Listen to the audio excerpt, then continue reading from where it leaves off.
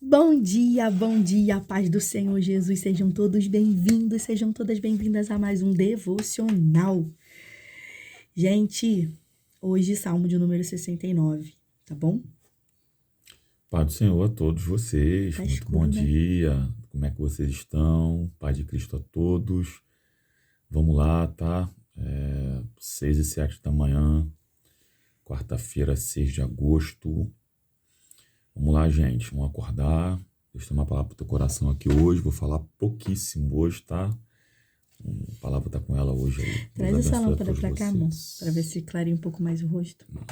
Gente, aqui é ao vivo, a gente tá tentando aqui fazer o melhor pra vocês, tá bom? Mas pelo jeito acho que não vai não. Essa lâmpada tá fraquinha, né, hoje. Então carregamos, vambora, vamos lá.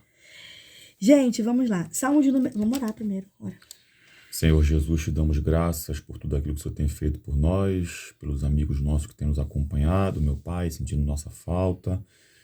Que o Senhor possa abençoar cada um deles e tomar esse devocional nas tuas mãos. Amém. Amém. Gente, primeira coisa que eu quero fazer aqui e falar com vocês, por favor. A gente vê às vezes 80, 90, 100 visualizações, 4, 5, 6 curtidas.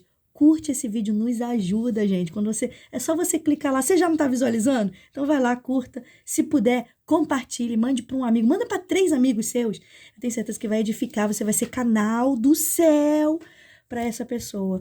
Faz isso nos outros vídeos também, rapidinho. Enquanto você tá aí, indo pro trabalho, aproveita aí, já vai curtindo os nossos vídeos aí, compartilhando, mandando para alguém aquele devocional que falou no seu coração. Isso nos ajuda o YouTube entender que esse conteúdo é relevante, que o que a gente está fazendo é sério, e mandar para mais pessoas. Assim a gente consegue propagar a palavra do Senhor. Amém? Posso contar com você? Então tá bom. Gente, Salmo de número 69 é um salmo enorme. Tem quantos versos? 36 versos. 36 versos. Não dá pra gente fazer a leitura dele toda aqui. É um salmo extenso, mas eu quero te aconselhar a ler. Gente, esse salmo é lindo, lindo, lindo, lindo. É uma oração. A epígrafe do texto da minha Bíblia diz assim, um grito de angústia. Quantos de nós já não ficamos assim um dia, angustiados, aflitos, preocupados, lamentando? E aqui é um salmo de Davi, um salmo de grito por socorro a Deus. Então, que você venha ler esse salmo, é um salmo que falou muito ao meu coração, e eu tenho certeza que na leitura você vai falar. Tanto que esse salmo, gente, quando eu fui estudar sobre ele, ele é um dos mais citados no Novo Testamento. Como assim, Karine? É o mais citado. Olha só, o verso de número 4 é citado lá em João 15, verso de número 25. O verso de número 9 é citado em João 2,17. O verso de número, eu anotei aqui, ó, 21 é citado em Mateus 27, 34. O verso de número 22 e 23 é citado em Romanos 9 e 10. Romanos 11, versículo 9 e 10.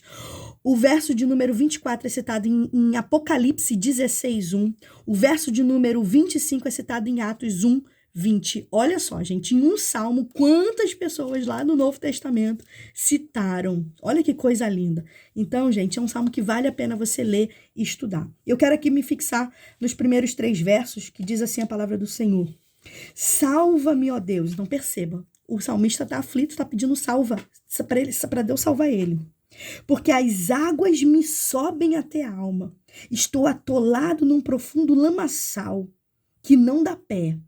Imagina você estar atolado numa lama, gente, que você não consegue respirar, não dá pé. Você está até aqui, ó. É muito forte.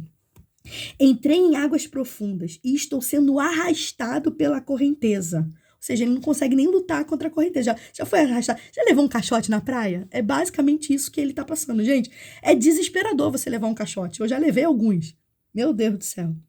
Estou sendo arrastado pela correnteza. Estou cansado de clamar. A minha garganta secou. Tem noção de você falar tanto?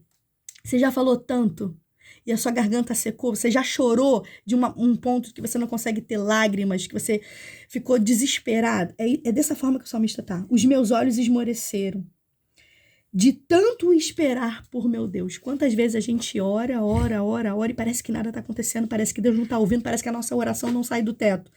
É dessa forma que o salmista se encontra aqui. É um salmo de angústia, eu anotei aqui, um salmo de lamento. que nos leva a sentir esse sofrimento. Então, quando eu comecei a ler, eu comecei a sentir esse sofrimento. E já percebeu que a gente se identifica muito mais com o sofrimento de alguém, com a dor de alguém, com o problema de alguém, do que com a alegria que alguém está passando? Então, por que isso? Porque o sofrimento, ele toca. O sofrimento, ele toca a nossa alma. O sofrimento, ele nos constrange. Se eu contar um testemunho aqui, você vai se comover, você vai se conectar comigo. O sofrimento, ele faz isso com as pessoas. Ele consegue nos conectar. Nos traz empatia uns pelos outros. A ponto de você também falar assim, não fica assim não, eu também passei por isso, eu sei. E aí você vai trazer um momento da sua história na qual você também se sentiu dessa forma. Então, gente, isso me conectou demais. Esse salmo aqui é um salmo muito forte. E esse salmo, ele é forte não só porque Davi passou por isso, porque ele é um salmo também que ele mostra, é um salmo que aponta para Cristo, é um salmo messiânico, tanto que até alguns versos aqui, por exemplo, o verso de número 21, por alimento me deram fel, e na minha sede me deram beber vinagre. Quando eu li isso, você já sabe para quem está apontando. Para quem deu vinagre? Na cruz do Calvário para Cristo. Então, é um salmo que está apontando para Cristo. Ou seja, 1000 anos antes de Jesus vir ao mundo, Davi já estava se conectando, já estava mostrando o que Jesus ia passar. Gente, quando a gente vê isso, já é uma tipologia. Quando você vai estudar, assim é o termo que chama, é uma tipologia. Então, Davi, quando ele estivesse ali se afogando, aí você lembra de quem? De Jesus no Getsêmani. A angústia que ele estava vivendo era tão grande que ele chegou a suar sangue. A sua alma suou sangue. Gente, é um sofrimento muito grande. E aí, eu queria apontar isso, falando o quanto que esse salmo ele também é cristocêntrico, o quanto que ele fala aquilo que Jesus fez por nós, o quanto que ele levou as nossas dores, o quanto que ele foi transpassado para que hoje nós tivéssemos vida. Então, não despreze o que Cristo fez por você. Não despreze. Que você venha pensar sobre isso, refletir sobre isso nessa manhã e ser grato a Ele, compartilhar essa palavra e pregar a sua palavra. Porque Ele passou por algo muito pior. Que nós, no nosso maior sofrimento que a gente já passou aqui, a gente não chega nem aos pés. Quer falar? Eu quero falar. Você vai falar qual verso agora aí, o próximo? 4. Então vai no 4. Meu Deus! Aí, gente, o verso de número 4 diz assim, e é bem rápido a minha oportunidade, eu já passo para ele. Os que sem razão me odeiam são mais numerosos que os cabelos da minha cabeça. São poderosos os que querem me destruir. Os que com falsos motivos são os meus inimigos. Por isso, tenho de restituir o que não roubei. E aí, fazendo uma analogia aqui, inimigos estavam odiando Davi sem causa, sem motivo. O que fizeram com Jesus? Odiaram ele também sem causa, sem motivo. Puseram ele numa cruz. Quantas pessoas, às vezes, aparecem na nossa vida, na nossa caminhada, com falsos motivos? Às vezes porque ouviu de alguém, acha que a gente não é legal, e aí, sem motivo, começa a te perseguir, sem motivo começa a não gostar de você, sem motivo começa a falar de você. Quantas vezes acontece isso? Quantas blasfemas? E o que eu aprendo aqui? Não questione. Davi não questionou. Jesus não abriu a boca. Como ovelha muda, ele foi para a cruz. Então, a mesma coisa aconteceu com Davi. Davi não questionou, não blasfemou. Então, uma outra coisa que eu aprendo aqui, que a rejeição, gente, que Davi sofreu, também foi em relação aos de dentro. Quando você vê os próximos versículos, por exemplo, o versículo de... Cadê, ó? Versículo 8. Você vai falar o 8? Pode falar. Então, versículo 8 diz assim, ó. Tornei-me um estranho para os meus irmãos e um desconhecido para os filhos da minha mãe. Tem noção? Porque você se tornar um desconhecido para a tua mãe, um estranho para os seus irmãos. Então, a rejeição que Davi sofreu não só foi dos inimigos, não só foi de pessoas que ele não conheciam, mas também de dentro da casa dele. E o que aconteceu com Jesus? Os judeus também rejeitaram a Jesus. Os da sua própria casa também rejeitaram a Jesus. Então, uma palavra para alguém aqui, e eu já passo a minha oportunidade, não espere a aprovação de dentro da sua casa para cumprir o propósito que Deus colocou na sua mão. Porque isso não vai acontecer. Eu vou repetir para você gravar. Não espere a aprovação dos de dentro da sua casa, porque isso não vai acontecer. Tá bom? Então, Davi, e Jesus foi desprezado pelos seus parentes, ele foi rejeitado, incompreensivo, e só quem passou por isso sabe, né? Você já passou por algum tipo de rejeição na sua casa, na sua família, por algum parente seu? Então você sabe do que eu tô falando. Mas que isso, nessa manhã, você venha pensar e refletir e se torne uma oportunidade de você se aproximar mais de Deus, que foi o que Davi fez. Ele fez exatamente essa atitude, e aí no final eu concluo dizendo o que acontece. Vai. Vamos lá, gente. Vou ser rapidinho aqui, tá bom? O Salmo 69, na King James atualizada, tem uma epígrafe que diz assim, ó. O lamento do Messias, o Cristo, um salmo de Davi, tá? Então já foi dito aqui por ela que é um salmo davídico, mas que ele intercala, digamos assim, os seus próprios sofrimentos na situação que ele estava vivenciando, com um apontamento para o sofrimento futuro de Cristo na cruz do Calvário. Isso aqui fica muito claro para nós, é um salmo considerado um salmo messiânico, né? E o verso 7, 8 e 9 dizem assim: Porquanto, por amor a ti, suporto zombarias e a vergonha cobre-me o rosto. Eu não posso lhe afirmar aqui se esse amor a ti é em relação ao Pai ou em relação às pessoas que ele veio dar a sua vida. Se for tanto quanto for outro, o que de fato aconteceu com Jesus, nesse apontamento que Davi está fazendo aqui nesse salmo, de fato foi tudo aquilo que ele passou no momento que ele foi preso no Getsêmani, que ele foi levado para as autoridades para poder ser julgado, passar pelos julgamentos que ele deveria passar, ser acusado daquilo que ele não fez, culminando quase ficando nu na cruz, arrancaram suas roupas, humilharam muito ele, cuspiram nele, fizeram diversos tipos de comportamentos contra Jesus, e mesmo assim, como foi dito aqui, ele não abriu a sua boca, não falou absolutamente nada. Ele suportou essa vergonha toda. Meu Deus. Por amor à minha vida e à sua vida. 8. Sou um estrangeiro para meus próprios irmãos, um estranho até para os filhos da minha mãe. Lembrando que num contexto judaico, isso tem muito peso. A saber, Jesus era judeu e ele passou por tantas humilhações a ponto do seu próprio povo rejeitá-lo e a ponto também de ser um estranho, ser um bastardo, digamos assim. Vou falar bastardo, acho que não é a palavra correta, mas um estranho para os seus próprios irmãos em casa. E o 9 diz assim, o 9 é um texto clássico, está lá em João capítulo 2, repetido pelo próprio João, a saber, pela voz de Jesus, e João, ele registrou isso. Pois me consumiu o zelo que dedico à tua casa, e sobre mim recaíram os vitupérios dos que te insultam. Aí, nesse episódio do capítulo 2 de João, ele está expulsando os cambistas do pátio do templo, a qual eles faziam a casa do pai de comércio, né? E esse zelo pela casa do Senhor consumiu tanto Jesus, e Davi também está falando sobre isso aqui com ele, a ponto dele não suportar observar os mercenários, essas pessoas fazendo da casa do pai de comércio. Né? Então, Deus. Que esse zelo também, ele acenda no nosso coração essa chama de não ficar, digamos assim, conformados com aquilo que a gente tem visto com algumas pessoas que lamentavelmente têm feito da casa do pai de comércio. Que nós sejamos uma voz profética nesse tempo. Aleluia. E não venhamos aceitar esse tipo de comportamento na casa de Deus. Meu Deus, é muita coisa, gente. Esse salmo é lindo. Vale a pena você ler cada verso de forma bem pausada e refletir. Eu tenho certeza que Deus vai falar muito mais no seu coração. Pra gente fechar aqui, e já passo uma oportunidade pro Fábio se ele quiser falar alguma coisa. Se você observar, eu vou rapidamente antes de concluir, no verso 1 diz assim, Davi, salva-me. Depois, no verso 14, ele fala, livra-me. No verso 16, ele fala, responda-me. No verso 18, ele fala, resgata-me.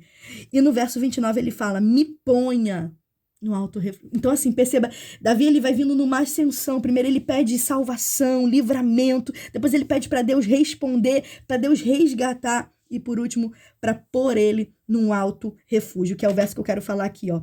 Verso 29, quanto a mim, porém, estou sofrendo e aflito. Que a tua salvação, ó Deus, me ponha num alto refúgio. O que eu aprendo aqui? A importância de nós sermos honestos em nossas orações. Livrar de todas as nossas preocupações, é isso que o Senhor quer. O Senhor quer que você tenha um encontro com Ele, todos os dias. Um relacionamento. Sabe quando você gosta tanto de uma pessoa e você quer contar uma novidade para essa pessoa? Sabe quando você gosta tanto de uma pessoa e você está passando por uma dificuldade e você só quer um amigo para desabafar, você só quer alguém do seu lado ali para lhe escutar? Às vezes você não quer que essa pessoa fale nada para você, mas você quer desabafar? Jesus, ele quer ser esse seu amigo. Jesus, ele quer ser aquela primeira pessoa que quando acontece alguma coisa, você é a primeira pessoa a ligar para ele, a contar. E Davi entendeu isso. Tanto que Davi, ele foi honesto nas suas orações. Ele colocou diante do Senhor todas as suas preocupações. Karine, o que isso quer dizer? Confiança. Todas as vezes que a gente faz isso em oração, você demonstra na sua atitude confiança em Deus. Você está demonstrando para Deus que você confia nele como único e suficiente Salvador da sua vida, que é o que ele é, Salvador. Então, sabendo que só Deus, ele pode intervir e dar tudo o que precisamos nesse mundo, para esse momento, para aquilo que você está vivendo. Então, medita nisso. E o verso de número 5, rapidamente, se você observar o verso de número 5, diz assim: Tu, ó Deus, bem conheces a minha insensatez e as minhas culpas não te são ocultas. Davi, aqui, ele reconheceu que também tinha pecado. Mesmo gente perseguindo ele, mesmo que ele estava... Mas ele também reconheceu que tinha alguma coisa ali. Ele sabia dos seus pecados. Então, que nós venhamos também a reconhecer que nós também falhamos, que nós somos inconstantes, que nós às vezes estamos cheios de alegria, mas às vezes tem momentos que a gente não tá bem. E que a gente venha colocar isso também diante do Senhor. E a Bíblia fala que aquele que confessa e deixa alcança a misericórdia. O que o Senhor quer hoje, nessa manhã, para a sua vida, é que as misericórdias dele sejam derramadas, transbordantes sobre a sua vida. A misericórdia do Senhor é a causa da gente não sermos consumidos. Todos os dias, as misericórdias dele estão sobre a nossa vida, elas se renovam na nossa vida. Que você venha pensar e refletir sobre isso. Essa graça, esse amor, essa bondade de Deus. Mas é necessário você também dizer para ele, confessar para ele e mudar a sua vida. E que você venha viver como ele viveu. Que nós venhamos viver como ele testemunhou para a gente. Aqui eu agradeço a minha participação nessa live. Vamos lá, gente. Verso 17, eu vou encerrar nele aqui, tá bom? Diz assim, ó. Não ocultes do teu servo a tua face. Responde-me de pronto, pois estou muito angustiado. O salmista aqui chega a um ponto de angústia tamanho que ele está pedindo para que aquele que ele sabe que pode salvá-lo não esconda a face, né? Esconder a face, né? No sentido figurado, ele está dizendo, pedindo para que Deus ele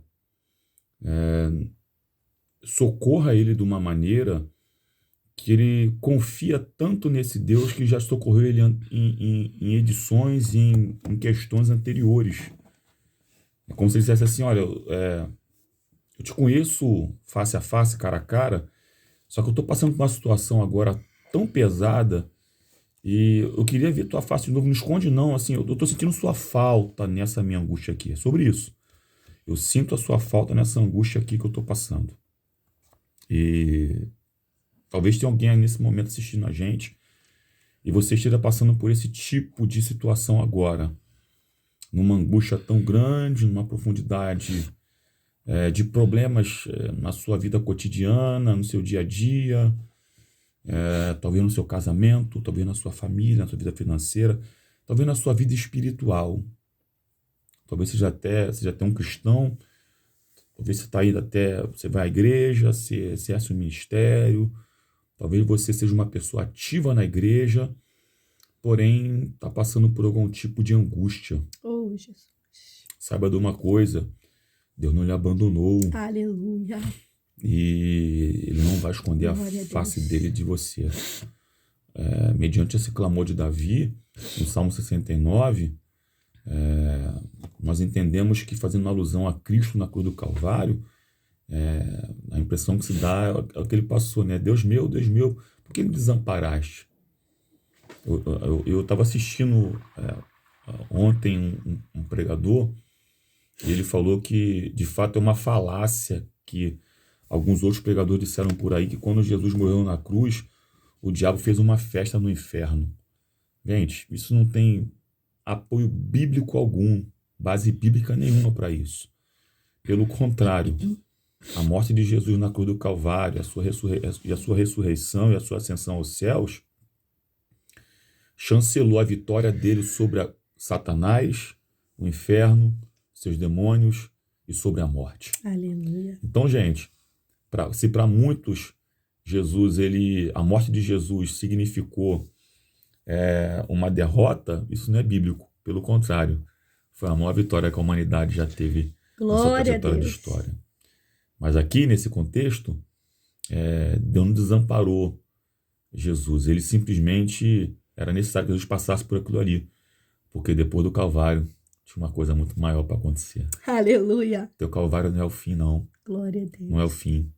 Pelo contrário, o que está por trás do Calvário é o início de uma grande história que Deus vai escrever a teu respeito. Meu Deus, é forte. Lembra que Jesus falou? Se alguém quer vir após mim, nega a si mesmo, tome a sua cruz e siga-me. Ou seja, estou indo na frente para quem vem atrás entender que vai passar por questões iguais à minha, por ser meu servo, por ser meu seguidor, mas no final de tudo tem uma coisa muito grande para ser escrita a seu respeito. Deus abençoe. Meu Deus, vamos orar para a gente encerrar. Que você seja abençoado, abençoada com essa palavra, para a glória de Deus. Compartilhe se falou no seu coração, mande para um amigo, mande para alguém, para um familiar seu.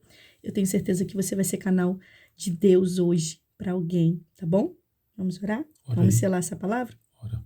Senhor Deus, nós queremos ser gratos a Ti por esse momento de devocional, pela Tua palavra que é poderosa, que é viva, que é eficaz, que é mais penetrante do que qualquer espada de 2 gumes, que ela penetra na divisão da alma, de juntas, medulas, ela é apta para discernir pensamentos e intenções do coração. A Tua palavra é a verdade, essa verdade que salva, que cura, que liberta, que transforma e que leva para o céu, que nos dá força, que nos dá vigor, que anima, Senhor Deus, que essa palavra, Senhor Deus, venha resplandecer no coração das pessoas que estão aqui conosco nessa manhã, daquelas que vão ouvir depois, Senhor Deus, que o Senhor já venha aquecer os corações, Senhor Deus, que essa palavra venha fazer morada, Senhor Deus, se tiver alguém aflito, alguém angustiado, assim como estava Davi, Senhor Deus, que essa palavra venha dar alegria. Nós pedimos, Senhor Deus, para Ti alegria, renovo, refrigério, glorifica o Teu nome, que haja testemunho, Senhor Deus, através desse devocional, para a honra, para a glória do Teu nome. É isso que nós queremos, te pedimos,